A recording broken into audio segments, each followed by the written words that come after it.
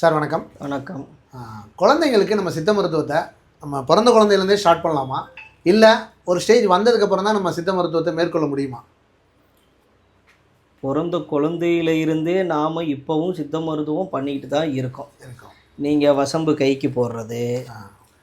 பாலகர தோஷங்களை பயன்படுத்துறது, நிறையா சொல்லலாம். இது இந்த கருகமணி போடுறது, இது எல்லாமே உங்களுக்கு சித்த மருத்துவத்துக்குள்ளே வர்றது தான். நீங்கள் கண்ணுக்கு மை தீட்டுறது முதல் கொண்டு, நீங்கள் கடலை மாவு போட்டு குளிக்க வைக்கிறது முதல் கொண்டு, எதுவுமே சித்த மருத்துவம் இல்லாமல் இல்லையே சார். இதெல்லாம் வந்து நம்ம பாட்டி காலத்துலேருந்து வீடுகளில் நம்ம காலங்காலமாக செஞ்சுட்டு இருக்க விஷயம். பட் ஏதோ ஒரு விஷயம்னா டக்குன்னு ஒரு மருத்துவரை நோக்கி நம்ம ஓடும்போது அந்த நேரங்களில் நம்ம வந்து சித்த மருத்துவத்தை நோக்கி வரலாமா, இல்லை நம்ம அலோபதி மருத்துவம் தான் மேற்கொள்ள வேண்டிய சூழல் வருமா? கண்டிப்பாக வரலாம். இப்போது ஒரு காலத்தில் இல்லை, இப்போவும் பல வீடுகளில் உண்டு. நெஞ்சு சளிக்கு என்ன பண்ணுவாங்கன்னா பெரியவங்க தேங்காய் எண்ணெய், முருங்கைப்பூவு, கொஞ்சமாக பச்சை கற்பூரம், 6 முதல் 8 மாதத்துக்கு கீழே இருக்க குழந்தைங்க, 1 வருடம் அதுக்கு கீழே இருக்கக்கூடிய குழந்தைங்களுக்கு கொஞ்சம் தேங்காய் எண்ணெயை வந்து அடுப்பில் வச்சு லைட்டாக சூடாக இருக்கையில் முருங்கைப்பூவை அதில் போட்டு ஒரு துளி பச்சை கற்பூரத்தை போட்டு இறக்கி சூடு ஆறுன உடனே 1 வருடத்துக்கு கீழே இருக்கக்கூடிய குழந்தைகளுக்கு நெஞ்சு அல்ல முதுகு தடவி விடுவாங்க. எதுக்கு? நெஞ்சு சளிக்கு வீட்டு வைத்திய முறைகளில் நம்ம இதை மேற்கொள்ளலாம். மருத்துவரை அணுகணும் அப்படின்னா நம்ம எப்படி சித்த மருத்துவரை எப்படி அணுகிறது? எந்த ஒரு சித்த மருத்துவர், வைத்தியராக இருக்கட்டும் சித்த மருத்துவராக இருக்கட்டும், குழந்தைகள் மருத்துவத்தை பொறுத்த வரைக்கும் தாராளமாக அணுகலாம். எந்த ஒரு தவறுமே கிடையாது. எல்லாருமே நல்ல மருத்துவம் வச்சுருக்காங்க, இல்லைன்னு நம்ம சொல்ல முடியாது. ஆனால் நமக்குள்ள பயம் இருக்கக்கூடாது. குழந்தைகள் மருத்துவத்தில் நம்ம மருத்துவரை அணுகிறதுல, அதாவது சித்த வைத்தியர்களையும் பிஎஸ்எம்எஸ் படிக்கக்கூடிய மருத்துவர்களையும் யாராக இருந்தாலும் சரி அணுகிறதுல மிக முக்கியமான தேவை நமக்கு பயம் இருக்கக்கூடாது. நம்ம மருத்துவங்கிற எண்ணம் முதல்ல வரணும். நம்ம மருத்துவம், நம்ம வீட்டோட மருத்துவம், தமிழ்நாட்டோட மருத்துவம் சித்த மருத்துவம். ஏன்னா நாட்டு மருந்து சித்தா மருந்து இப்படின்னு பிரிக்க வேண்டிய அவசியமே இல்லை. அது கொஞ்சம் படித்தவன் வச்சுக்கிட்ட பேர் சித்த மருத்துவம், படிக்காதவன் சொல்கிற பேர் நாட்டு மருத்துவம், அவ்வளோதான் வித்தியாசம். காலங்காலமாக நம்ம பாட்டிகள் பயன்படுத்தியதை நம்ம இன்றைக்கும் தொடர்ந்து பயன்படுத்தலாம்.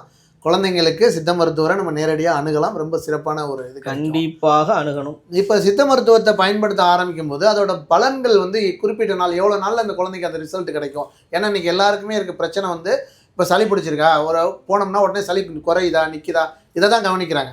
குறிப்பிட்ட நாள், எவ்வளோ நாளில் வந்து அந்த மருத்துவம் பலன் வந்து அந்த குழந்தை கிடைக்கும் அப்படிங்கிறத நம்ம இல்லை நீங்கள் உறுதிப்படுத்த முடியும்? குழந்தைகளை பொறுத்த வரைக்கும் மருந்து, நோய், அந்த வைத்தியர் அல்லது டாக்டர் இவங்களை பொறுத்து தான் நீங்கள் சொல்லக்கூடிய குணமாகக்கூடிய காலம். இப்போ நோய் அப்படின்னு வரும்போது எனக்கு கழிச்சல், அதாவது கனமாந்தம், குழந்தைங்களுக்கு இயற்கையாகவே அந்த குடித்த பாலை மாற்றியோ இல்லை புது உணவுகளை கொடுக்கும் போதோ ஆகும். இப்போ இதுக்கெல்லாம் வந்து சாதாரணமாக நீங்கள் வசம்ப தேனில் குளிச்சு கொடுத்தீங்கன்னா அடுத்த நாளே நின்று போயிடும். இப்போ கொஞ்சம் அதிகமாக இருக்குது அப்படிங்கும் போது மருத்துவர் அணுகும் போது மருத்துவர் சில மருந்துகள் கொடுத்தா சில மருந்துகள் உடனடியாக கேட்கும். ஏன்னா சித்தாவை என்ன நினச்சிக்கிட்டு இருக்காங்கன்னா உடனடியாக கேட்காது அப்படின்னு நினச்சிக்கிட்டு இருக்காங்க. இந்த காலம் பயன்படுத்தணும், இல்லை அதிக நாட்கள் எடுத்துக்கிட்டதுக்கப்புறம் தான் கேட்க ஆரம்பிக்கும் அப்படிங்கிற ஒரு எண்ணம் இருக்குது.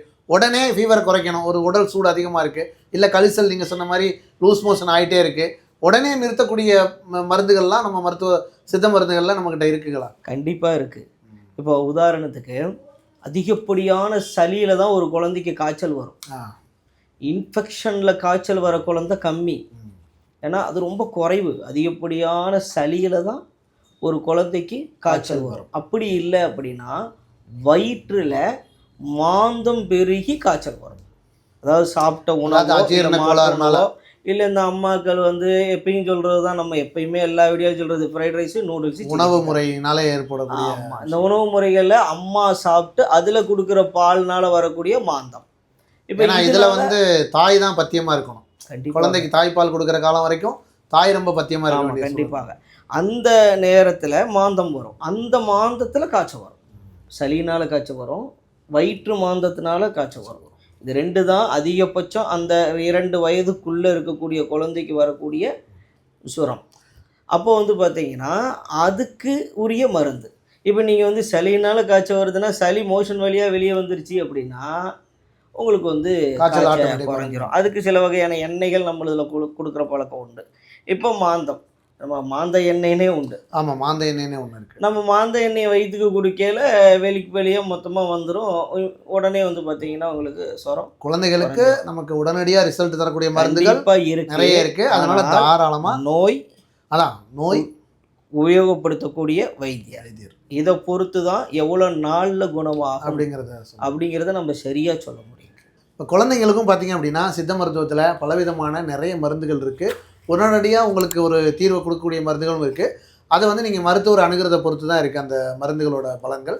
தாராளமாக நீங்கள் உங்கள் குழந்தைங்களுக்கு சின்னதிலிருந்தே பார்த்தீங்க அப்படின்னா நீங்கள் சித்தாவில் ட்ராவல் பண்ண ஆரம்பிச்சிங்கன்னா ஈஸியாக உங்களுக்கு இன்னும் நல்ல ரிசல்ட்.